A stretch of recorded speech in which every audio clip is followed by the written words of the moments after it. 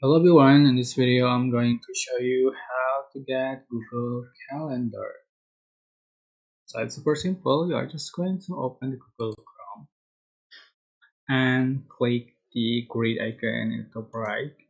So yeah, you can find calendar, just click on it. So here's calendar you like.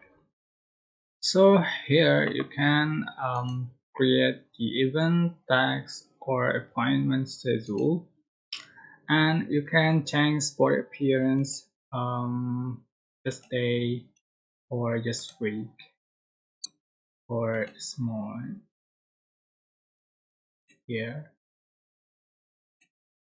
and you can print. So just click on the setting icon and print.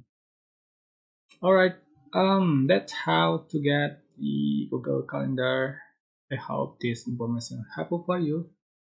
Thank you so much for watching.